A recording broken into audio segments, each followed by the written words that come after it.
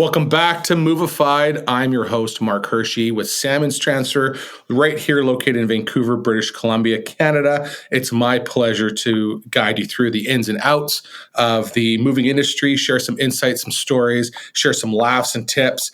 This episode is special because it's also sponsored by our friends and partners at Mover Marketing AI. When I first started working with them, I realized that my website needed help. And with their help, to transform and meticulously optimize my website, I've seen massive growth. So for anybody that is looking for that, and wants to elevate your moving company's digital presence, you're in the right hands with Mover Marketing AI. And if you ever wondered how to make your moving company stand out online, I highly recommend you collaborate with them. Today, I have my friend Tim Krupp with Krupp's Moving and Storage, and also the owner of Movebees. It is not a beehive. It is the go-to place that you want to enhance your sales process. If you're tired of having so many salespeople in your office not doing anything, reach out to Movebees. That was like your brief plug and intro, but welcome, Tim. Why don't you go ahead and introduce yourself? All right. Yeah. So Tim Krupp, owner of Krupp Moving and Storage. We've got branches in Worcester, Ohio, and in Columbus. We just opened in Cincinnati. And then I also own a company in Akron, Ohio called Summit Moving and Storage. So owner of Movebees and also one of the owners of ProMover Accounting. So Happy to be here. I've been in the industry since 2005. So I've been at it for a little while, and I feel like I've still got a lot of fire in my belly. Still love the industry. I'm still having fun with my companies. Just it's never ending. As you grow, just trying to make them better, to dial things in, create more processes. And you start to get to a level like where we're at. You start to get to make some exciting big hires and stuff like that. So yeah. I love it. I'm happy to be here, man. Amazing achievement. I'm so glad to have you on. It's funny, when I was, thinking about where you have been, I remember running into you at a Louis Massaro event a couple years ago when you had a bunch of guys running around in yellow t-shirts called Movebees. And I was like, what is this company? What is going on here? And some of the guys were like, oh no, that's Tim, man. He's got this whole thing dialed in. He is launching this whole sales platform for moving companies that don't want to be answering their phones. And we were going to talk a bit about that. And I was like, man, circa 2009, maybe around there, 2008, I was growing my moving company as well too. And one of the guys I ran into, I was like, well, where's most of your calls coming to? And they had two ladies up in the northern British Columbia just answering the phones. Like they were taking a lot of the calls and doing all the bookings and everything else. And as I got more and more frustrated with being the owner of a moving company and enjoying the sales side of things, I was always like, man, I should totally do this. But, things like Ring Central weren't around, or Dialpad, the ways of how technology has adapted themselves to make things easier, to have that, luxury to, have phone numbers forwarded and have multiple phone numbers and just have that whole system in play. I thought, man, this is just way too much work. And I stepped back and I was like, I'll just keep focusing on my moving company. Where did you get, right into growing your moving company to say, hey, you know what? I see this avenue that needs to be done. I think we have something to work with. Yeah. So it really started. So I was a private client with Louis Massaro. And in 2018, in those meetings with him, just really, I knew I wanted multiple locations. And I knew if I did that, I wanted to have Lewis's model, which was like a centralized call center, right? So, the call center has its own culture. It's got its own layer of management. It's separate from the moving companies. You want them in, happy world all the time. There's always that kind of conflict between sales and operations and things like that. So instead of having it each individual branch, right, and trying to control that, having it in a centralized place. So I knew right away, that's the play. I'm going to do that. And I also just kind of intuitively knew that if I do that, I would be able to offer that as a service to other moving companies. It just made sense to me. That's kind of, something I talk about once in a while is, things that I need for my companies. When it's something big like that, the same thing with ProMover Accounting, is something that wasn't available And I knew that if I needed it, that there were others that would need it as well. And probably they weren't going to develop it, or maybe, they're too busy in their businesses to develop it. So once I replaced all the hats really that I had in my moving companies, and I had a lot of margin at that time. And that was like, okay, now's the time. We're going to go ahead. We're going to create the centralized call center. And once we get it, dialed in, really working good for my companies, then I'm just going to, word of mouth, kind of put it out there, and quickly started, gaining interest just through, by word of mouth because of, Facebook groups and stuff like that. And then we became like a full, about 2.5 years ago, it became like a whole business on its own. So that's kind of the idea behind it. Yeah. Where, and let's keep talking about this. You as a private client with Lewis, and you're like, okay, I have my one location at the time, looking to expand. I want to have 2 or 3. At what point were you like, okay, now we need to have a call center? Like, was it already when you were like at the first location about to expand to the second, or you already open up a second location, phone calls are coming in there, phone calls are coming at the first location, and you're like, okay, now's the time. We need to have just at one location a call center? Yeah, so it's funny because going back in time, I had just Krupp Moving and Storage Worcester. It was going gangbusters. I had the opportunity to acquire Summit Moving and Storage in Akron, and when I did that, I didn't have an inside sales team there, right? So we let most people go when we went in there. The culture, it was like Summit was like Bar Rescue, but on a moving company. Like that's what I always compare it to. So we just have one outside salesperson. So I actually hired. There's a couple other small third party sales offices out there. I hired one of them and worked with them for probably about 1.5 years. And it was really nice. It was like, okay, I'm outsourcing all this, and they did okay. They didn't want to follow, my processes and they had their own thing that they were doing. And I had an idea of how I wanted to do it better. So I worked with them for about 1.5 years while we started, developing, in the background, like, oh, okay, this is how we're going to do it when we take over. So then I opened up, Columbus the following year. And at that point now I had 3. So it's like, okay, we've got to get serious about this. There comes a point where you want to acquire other businesses. I'm going now off the sheet now because I want to kind of talk a little bit about Summit, because you kind of talked about this bar rescue that you got rid of a bunch of people and everything else. There are so many moving companies. We were talking, about this in the past year, where we're seeing this massive exit of moving companies that just can't survive, right? Like it's been some of the hardest winters that we've had for 2023, 2024, and a lot of guys go around and they're just either trying to do a quick asset sale, they're trying to pick things up, great, I'll add that truck to the fleet, or I'll do this. And I've always been the believer of, if there is a moving company out there that has, some good foundation, some good branding in there, I will turn around and purchase it and then keep running it with that name. You now have 3 locations with Krupp. Why have Summit? Like, I know I want to just kind of have a tangent on here on a break point, because there's probably people that are interested in moving company owners that are like, maybe I want to buy this company, buy that company. And a lot of times they'll just change it over to their name, right? Like if I'm going to buy 2 other moving companies, maybe I'm just going to buy and just rebrand it and have it as Krupp Moving and Storage. Why not, right? It's doable. But why keep that name, especially when it sounds like you kind of clean sweeped everybody? And what made you either want to buy this moving company, and then how did you fix it up?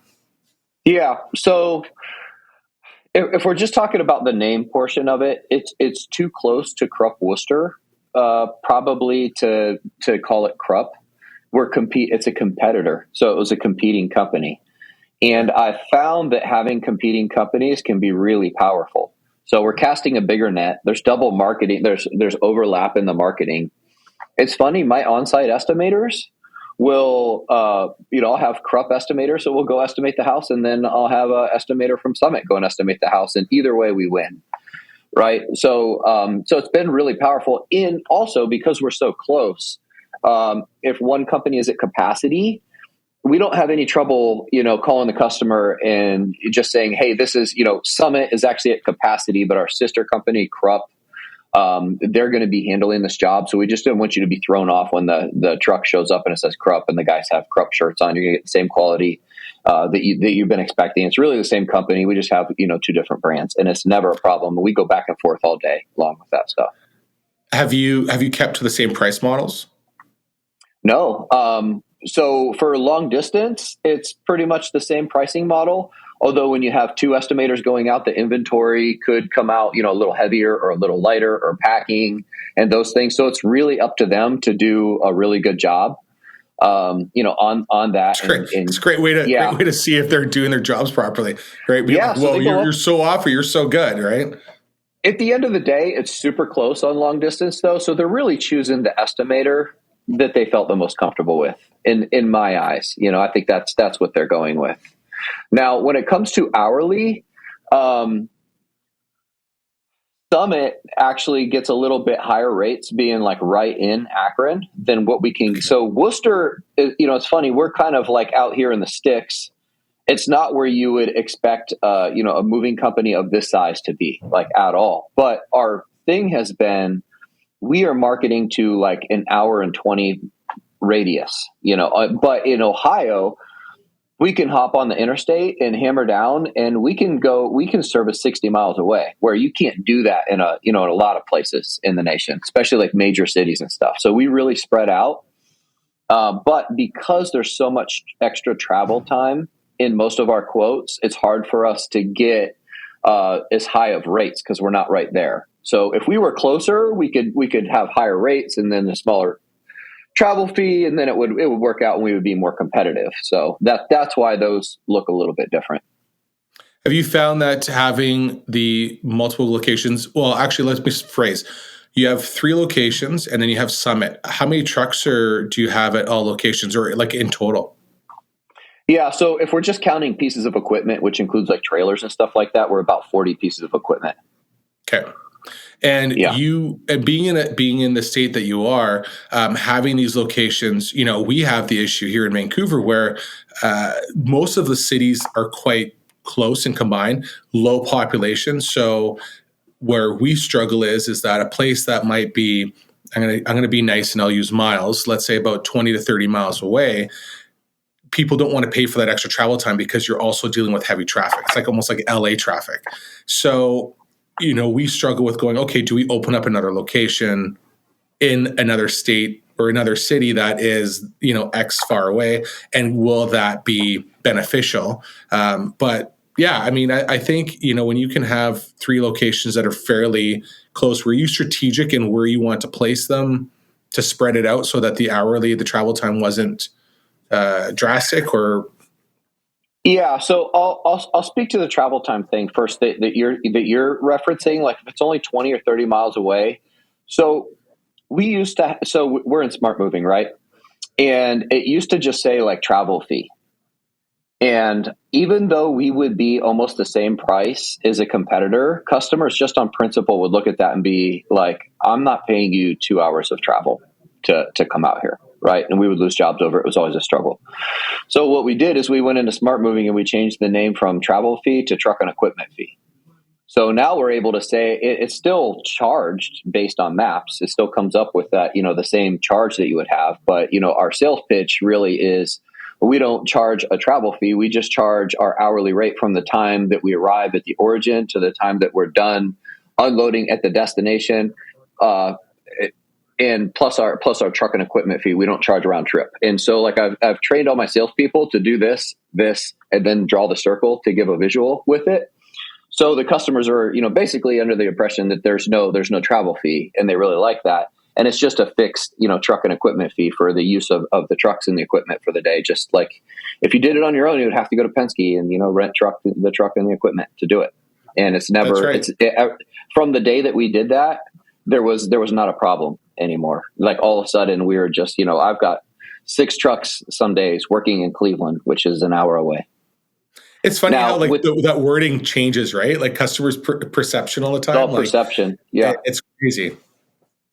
Yep. Now the other locations, like Columbus, is an hour and a half away. They're not a competitor at all, but Krupp hauls a lot of their long distance because Krupp Worcester, because we have the semis here. So for their big stuff, we swoop in and handle that, and they handle all like the one truckers or maybe a little bigger sometimes. Cincinnati, again, that's over 3 hours away. It's over an hour away from Columbus, but so we're in the major cities. So we're Columbus, Cincinnati. Krupp Worcester is really covering Cleveland. There could become a time where we have, an actual presence up in Cleveland, maybe a satellite or something like that, to be able to give like more better pricing and get better rates.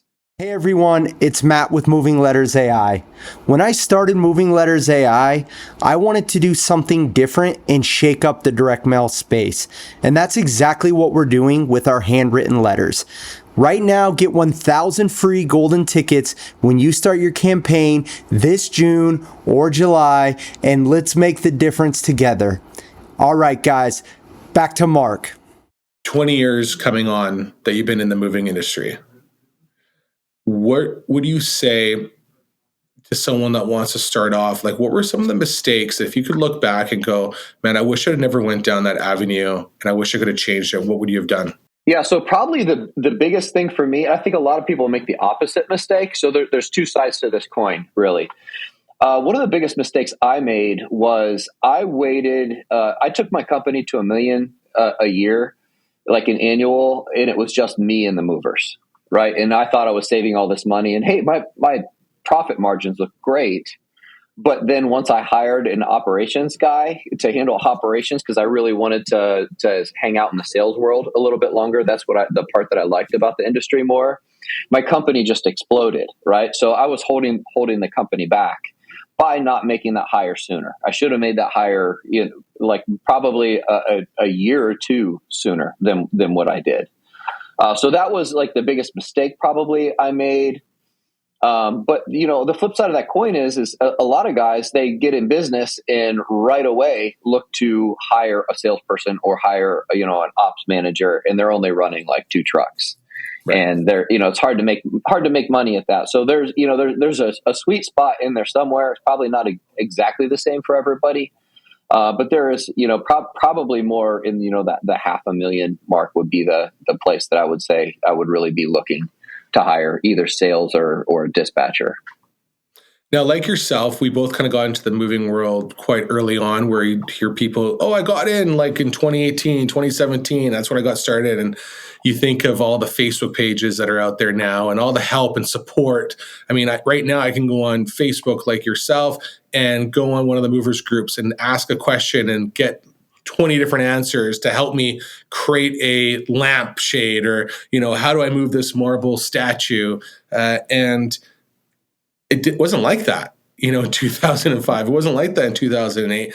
Did you have any mentors that you could lean to, or other moving company owners where you could phone up? I mean, before you became a private client of Lewis's, where, you probably started to see expansion and seeing the steps and processes you needed to, what was happening like during that area? Like, was there someone guiding you? Did you go to business school? No. So from the time that I started the company in 2005 till about 2017, moving companies were not sharing information, right? Everybody just had this mindset that we were all competitors. We don't share information. So it was hard to come by. All you could do is try and search the internet. But everybody, like the independents, we were all doing what we figured out was the best way to do it. Right. And that's what I was doing. But in 2017, Moving Company Owners Unite, the Facebook page, went live, and I was on there like right away. So I'm not sure if it was, up for, maybe a couple weeks, and I was on there. But that's when things really started to change. So the early people that were in that group, like we started sharing, well, this is how I do this, and this is, how I do it, and how I charge for packing, and how I charge for materials, and how I charge for long distance, and this is the CRM that we're using, and we just started sharing information. But all those companies that started sharing that information back then, like they're all multi-million-dollar companies now. So the information, just really exploded, and it was a game changer for everybody, especially the people that were in early. because we started, going to Lewis's events and having our own separate masterminds and meeting up. And a lot of us have become like really close over the years. Yeah. But So for a long time, prior to 2017, you were kind of like a lone soldier. Like, man. did you work for like a moving company before 2005? Like, what made you even want to get into the moving industry? Delivering furniture for my grandfather.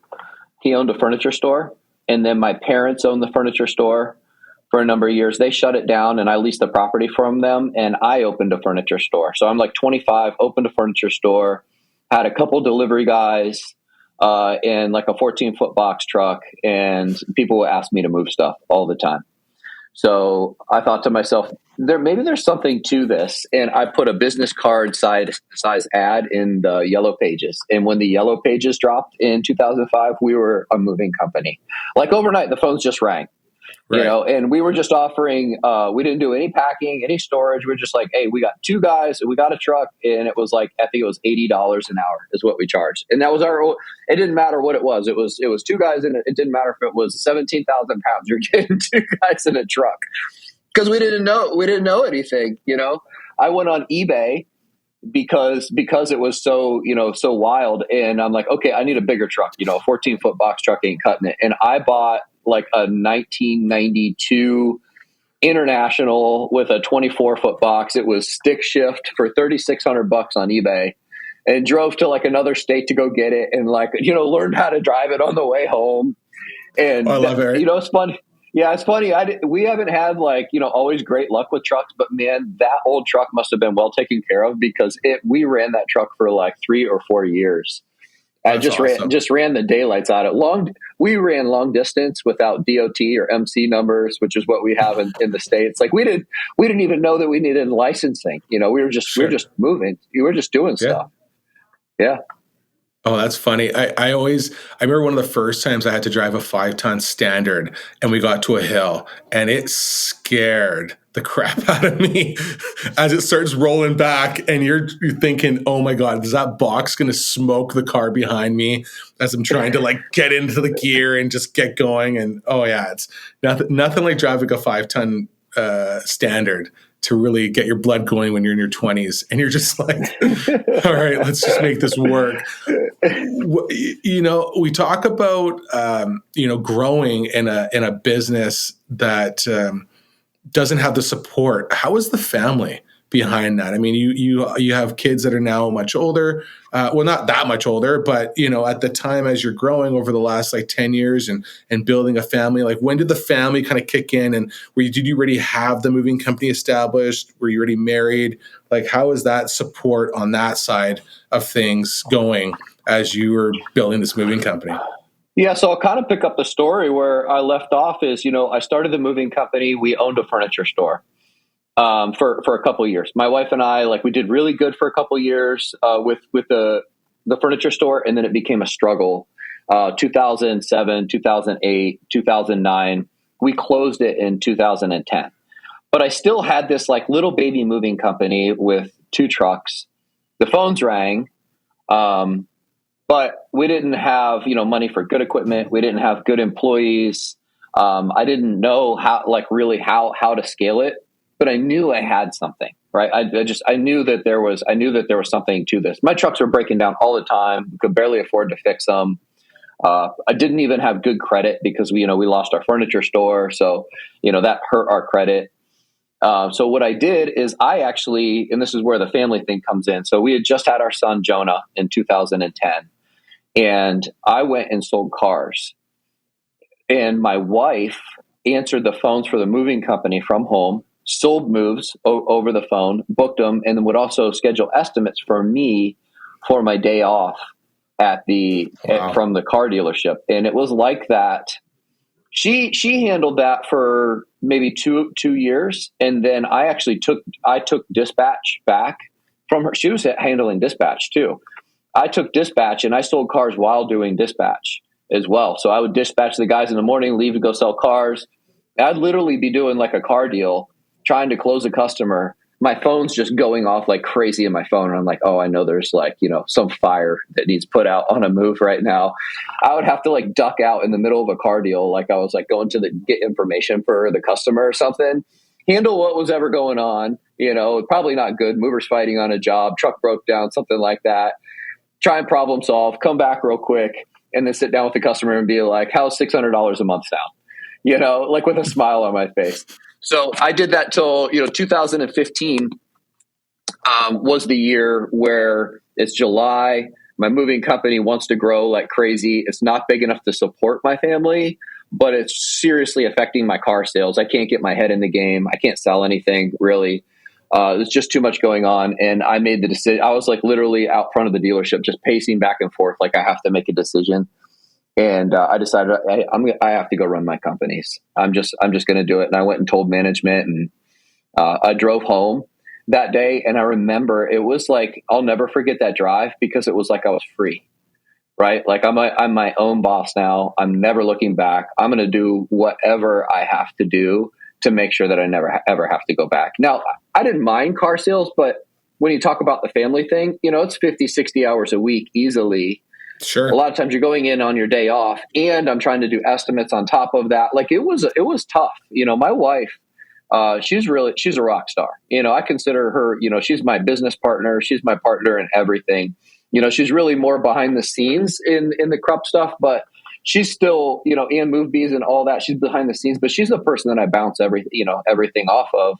We talk about all this stuff, and, she's running the house, and I'm mostly, kind of out in the front lines doing this stuff these days. But yeah, man, I'll never forget that drive home. But did you ever get that? Did you have that fear? Like, because you had the furniture company that had to be closed up, and you were having issues with trying to get good labor and good guys, and you're trying to do all this kind of stuff. And now you're trying to support this family. I mean, for most people, there's the sense of fear that's going to come over you going, am I going to fail again? Like, is this going to happen? Maybe. I think for me, it was more just fire in my belly. Right. So I think for me, it was more than fear. I knew I had the gift of desperation. Right. There's just, this cannot, no looking back.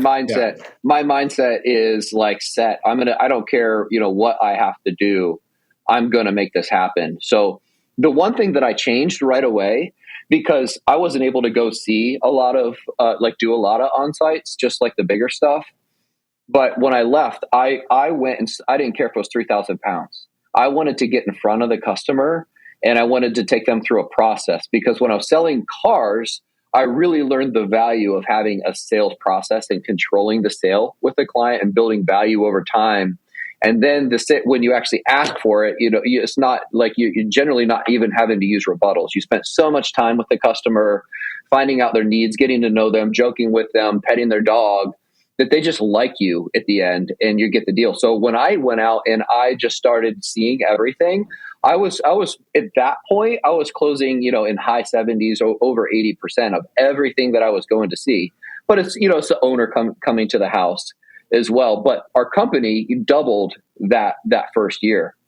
So it quickly, when I started getting out there, I quickly realized like, oh, this is, again, that was, probably, I probably could have left sooner if I would have had more trust and, belief in myself that like, if I go out and do this, that I could really make it happen. But so I guess maybe there was fear, but once I made that decision, it was like the fear was done. I made the decision. Now it's time to make it happen. It's interesting because, whenever I talk to you, I always feel like this sense of ease when it comes to, and, people always say, well, I don't talk about politics, don't talk about religion, on platforms, everything else. But, to me, I always feel like everything happens for a reason. There's always someone lending that hand or leading that hand. And it was necessary for you to be in that sales field, to be almost that car salesman guy, to realize, hey, for us, in order to grow, look what I've learned and taken away from, to now is going, hey, I need these sales systems in place. This is the process that we're going to do from start to finish that I wasn't doing before. And, for a lot of people, there's that saying that people always know, you keep your ears open and your eyes open, like, right? So that you're listening for, in a room, like know when to be quiet when there's someone that is saying and sharing valuable information, because you should be always learning.